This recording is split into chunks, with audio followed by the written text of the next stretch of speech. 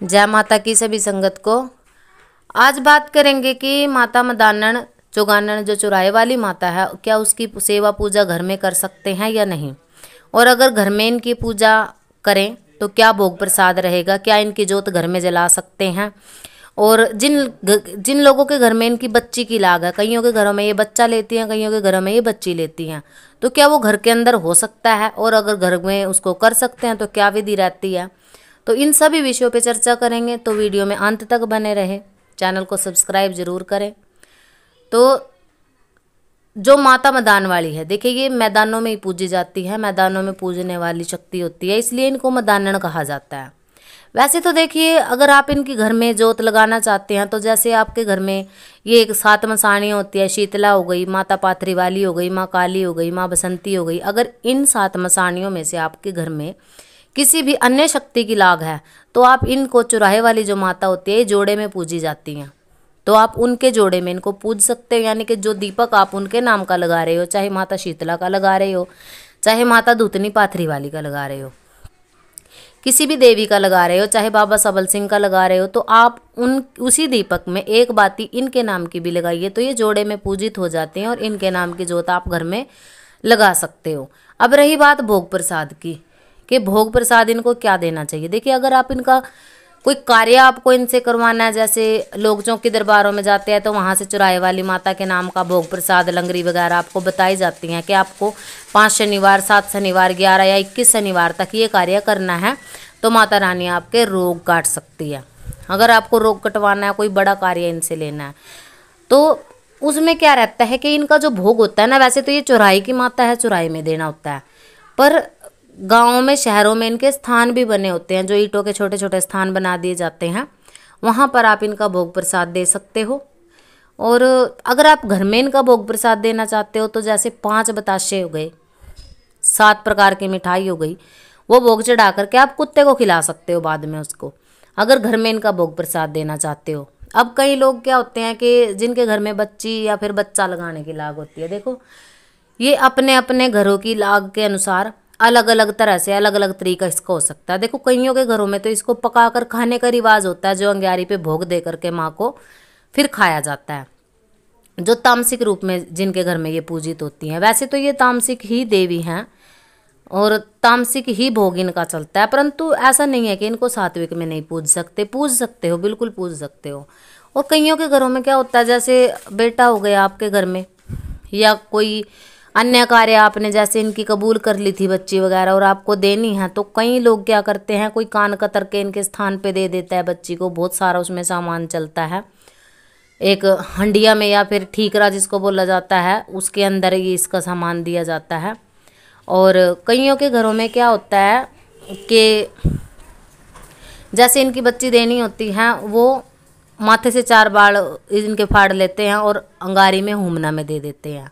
तो ये चीज़ें जो होती हैं ये घर में नहीं कर सकते आप, जहाँ पकाकर खाने की लाग है वहाँ पे इनका भोग प्रसाद बन सकता है, परंतु अगर ये इस तरह की चीज़ है तो इनके स्थान पे या फिर खुले मैदान में या फिर जंगल में ही दी जाती हैं। ये सिस्टम रहता है इन सभी करने का। और अगर आप इनकी सेवा उठाना चाहते हैं, अब बात करेंगे सेवा की, कोई सेवा उठाना चाहता है इनकी, तो देखिए अगर आप सेवा उठाना चाहते हो 21 दिन की, 11 दिन की, 7 दिन की, जितना भी आपका सामर्थ्य है, या फिर 41 दिन की, तो जब भी आप इनकी सेवा उठाइएगा तो आपके पास सर्वप्रथम माता रानी का मंत्र होना जरूरी है, क्योंकि आप इनकी शक्ति को जागृत करना चाहते हो। और चुराई वाली माता ऐसी होती है, इनके बिना कोई भी शक्ति कभी जागृत नहीं होती जब तक आप इनका भोग प्रसाद नहीं देते हो। भोग प्रसाद देने की एक विधि रहती है, कुछ छोटा मोटा भोग होता है जो भगत के द्वारा आपको बताया जाता है कि आप ये दे करके इनकी सेवा शुरू करिए। तो क्या होता है कि आपको मंत्र आपके पास होना चाहिए इनके नाम की। आप मिट्टी के दिए में जोत लगाइए, जिस भी शक्ति को जोड़े में पूज रहे हो उनकी साथ में जोत जलेगी। और अगर एक जोत पर आप मनाना चाहते हो तो वो आपको बहुत मेहनत करनी पड़ती है, उसके लिए सेवा उठानी पड़ती है, साधना करनी पड़ती है, तो एक जोत में भी ये सारी शक्तियाँ वास ले लेती हैं।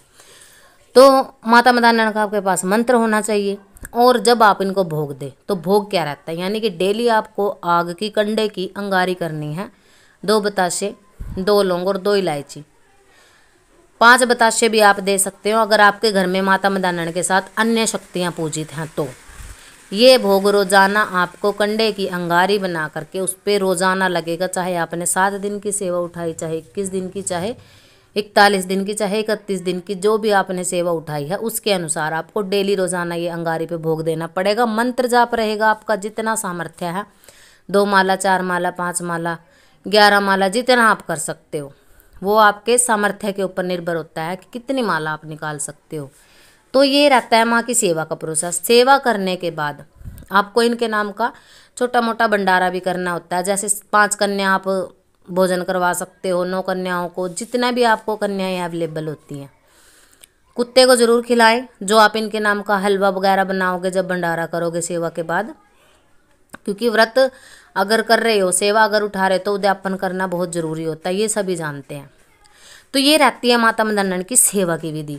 अब घर में जिनको करनी है, देखो वो हम बता ही चुके हैं। अब कई बार क्या होता है कि आपके बच्चे चिड़चिड़े से हो जाते हैं, आप भी बाहर से काम धंधे से देर सवेर आ रहे हो, तो चौक चौराहे से गुजरते हो, कई बार क्या होता है कि आंखें भारी रहने लग जाती हैं, शरीर भारी रहने लग जाता है, शरीर चिड़चिड़ा सा स्वभाव एक हो जाता है सभी को। और हमें ये लगता है कि शायद हम ऊपरी हवा हमारे साथ लग गई है, या फिर कोई चौक चौराहे की शक्ति हमारे साथ लग गई है।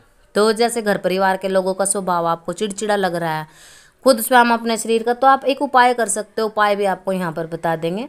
आपने एक रोटी बना लेनी है, कच्ची पक्की रोटी जिसको बोलते हैं, वो एक तरफ से सेकी जाती है, उस पर तेल लगा करके चीनी या गुड़ रख के अपने ऊपर से 7 बार उतार के आप कुत्ते को खिलाइए। शनिवार के दिन संध्या के समय आपने ये कार्य करना है। 5 शनिवार, 7 शनिवार, 11 शनिवार, जितना आपसे हो सकता है इतने शनिवार आप ये कार्य करके देखिए। आपको अगर कोई ऊपरी बाधा का थोड़ा बहुत भी असर अपने ऊपर महसूस होता है, तो वो आपका चौक चौराहे वाली माता जो है अपने चरणों में ले लेती है और आपका ये रोग उतर जाता है। तो ये जानकारी थी। अब पहले समय में क्या किया करते थे, वैसे तो इनका दीपक जो है घर की चौखट मुख्य द्वार पे लगाया जाता है। चौमुखा दिया इनका लगता है, क्योंकि ये चौक चौराहे की शक्ति होती है, बाहर की शक्ति होती है। तो मेन मुख्य द्वार जो होता है, मेन गेट अपना, बाहर की तरफ इनका संध्या के समय दीपदान किया जाता है। यानी कि इनके नाम का एक दीपक लगाया जाता है अपने घर में, पहरे के लिए। कहीं कोई किया कराया या फिर कोई और अन्य शक्ति हमारे घर में प्रवेश ना करे, तो इनको द्वार पर पहरे के तौर पे बिठाया जाता है। परंतु जिस कम्युनिटी में हम रहते हैं, जिस समाज में हम रहते हैं, कई बार क्या होता है, जब हम संध्या के समय चौखट पर दीपदान करते हैं, तो लोग क्या सोचते हैं, लोगों की छोटी सोच के कारण वो ये सोचने लग जाते हैं कि ये जो दीपदान किया जा रहा है, मुख्य द्वार पे दिया लगा रहे हैं, ये टोना टोटका करते हैं। लोगों की सोच के ऊपर ये बात आ जाती है। तो आप मुख्य द्वार पर ना लगा करके घर के अंदर आपका जो द्वार है वहाँ पर लगाइए। अगर आप मंदिर आपके घर में और 7 मसाणियों में से किसी एक की भी पूजना आप करते हो, तो उनके जोड़े में आप मंदिर में भी इनकी जोत लगा सकते हो। तो ये थी जानकारी माता मदान्नन के ऊपर। मिलते हैं किसी नई जानकारी के साथ, तब तक के लिए सभी को जय माता की।